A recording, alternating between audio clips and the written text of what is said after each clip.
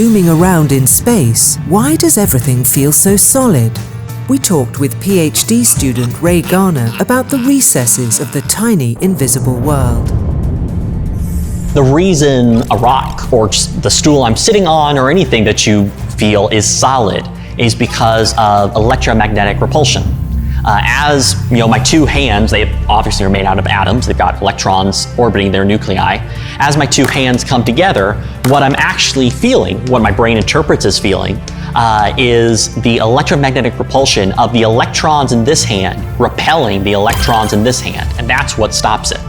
The electromagnetic force is, on the grand scale, one of the strongest forces of the universe. Gravity is such a weak force. Electromagnetic is really where it's at.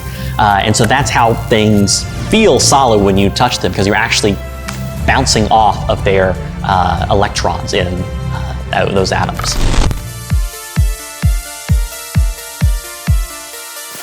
Now let's take a look. Being can be staggering when revealed. That delves sort of into an answer to the Fermi paradox, which is the question, where is everyone? If the universe is full of beings like us, where is everyone? We should have contact.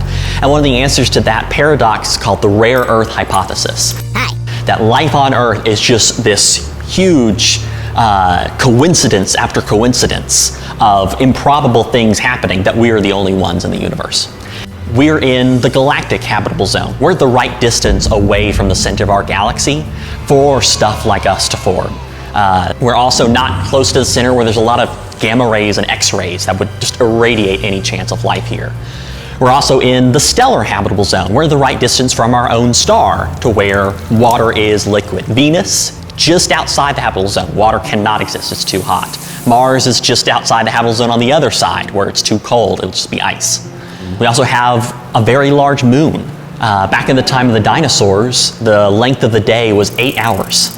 The moon has actually gravitationally slowed the rotation of the Earth to where we get this nice 24-hour day. We also have volcanoes that constantly take the minerals and the energy from the Earth's center and pump it into our atmosphere, pump it into our soils to where that can then be used for life to feed on.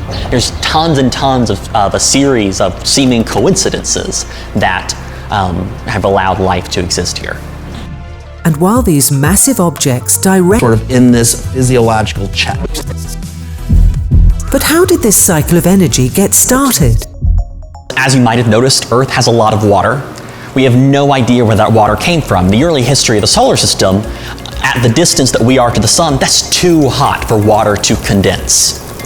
But thanks to all those comets out in the outer solar system where it's much colder, where it can't be ice, and Jupiter sending them into the inner solar system, all of those comets were able to hit proto-Earth and deposit their water ice onto Earth to then later melt, form the atmosphere, form the oceans and whatnot.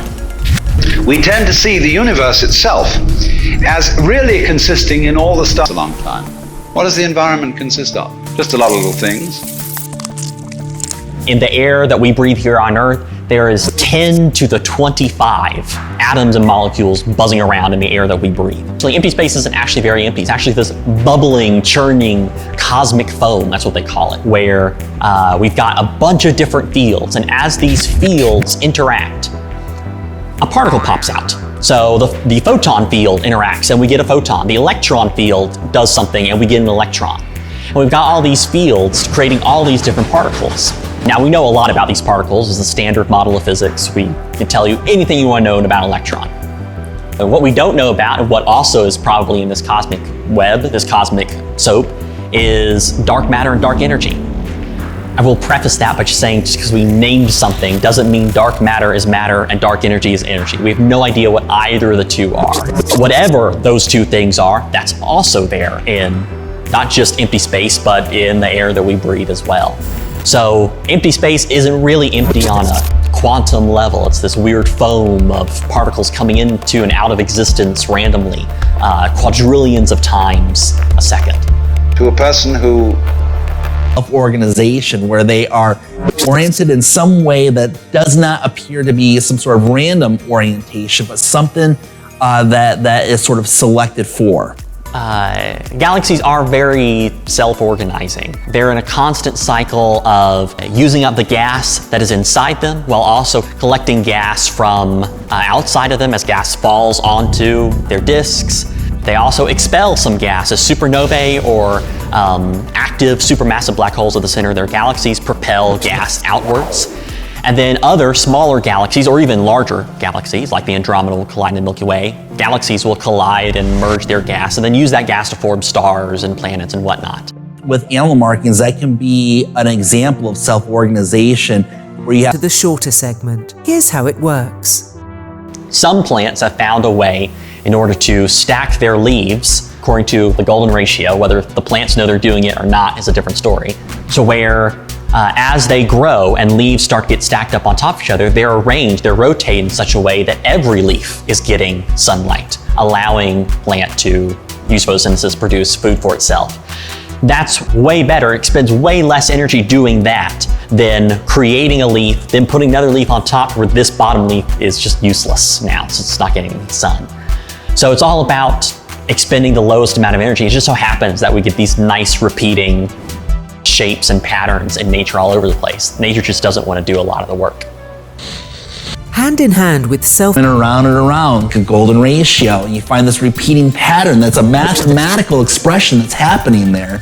I feel that astronomers become aware of the most astounding fact of the universe, and rarely do other people get to learn it. And that is that the atoms in your body were formed billions of years ago in the crucibles of these stellar furnaces that fused hydrogen into heavier elements, carbon, nitrogen, oxygen, all the things that we're made out of and we breathe and eat and all that stuff. And these high mass stars in their later years exploded, scattering their enriched guts across the cosmos, material that will later go on to form the next generation of stars with orbiting planets. And on those planets would be all the fundamental ingredients for life itself. And so when you look up in the night sky and you think, wow, the universe is so big, I must be really small, turn that back around. Your atoms are made from the universe. You are part of the universe. Literally, you are made from the universe. You are stardust. So